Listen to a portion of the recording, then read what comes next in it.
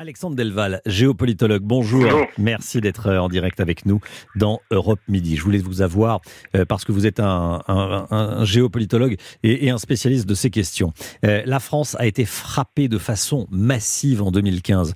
Comment, Alexandre Delval, a évolué la menace islamiste depuis 2015 ? Alors, en 2015, on avait un nouveau terrorisme qui n'était pas celui de 2012 ou de Mohamed Merah ou même encore avant. C'était un terrorisme très projeté, c'est-à-dire commandité, organisé par une structure très connue et très puissante à l'époque en pleine ascension depuis la Syrie avec des commandos entraînés, des véritables guerriers.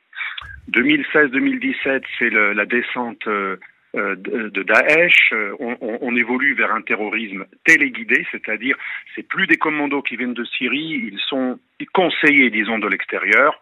Et depuis 2018 et ces dernières années et les 4 derniers attentats l'ont montré, c'est de plus en plus un terrorisme extrêmement difficile à repérer, il n'y a pas de trace, c'est un terrorisme presque spontané, dit d'inspiration, et que moi j'appelle le terrorisme sociologique. Je m'explique.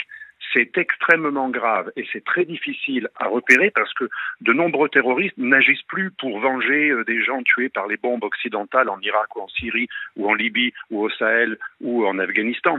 Mais ils agissent parce que la charia, enseignée dans de nombreuses mosquées tenues par les frères musulmans, les salafistes, leur dit que normalement un blasphémateur doit être assassiné. C'est le syndrome Charlie Hebdo.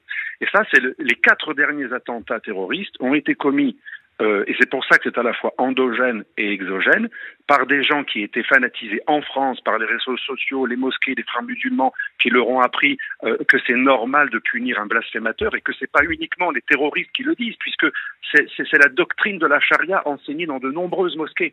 Donc vous voyez le lien entre l'islamisme officiel, intronisé, qui a pignon sur rue. L'exemple type, c'est le Tchétchène qui a tué Samuel Paty.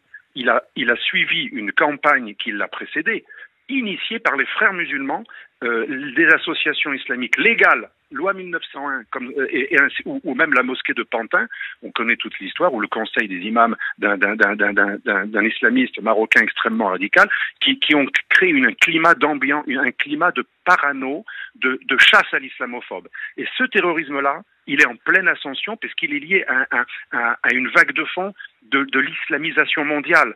Cette idée que dans tous les pays musulmans, on doit chasser les laïcs, les militants des droits de l'homme, les féministes et surtout les blasphémateurs. Et il y en a plein des blasphémateurs en France puisque c'est le pays de Voltaire et des Lumières. Donc, Merci beaucoup Alexandre Delval, c'est extrêmement clair. On a vu avec vous comment ça évolue depuis 2015 et jusqu'à aujourd'hui. Merci beaucoup Alexandre Delval d'avoir été avec nous dans Europe Midi.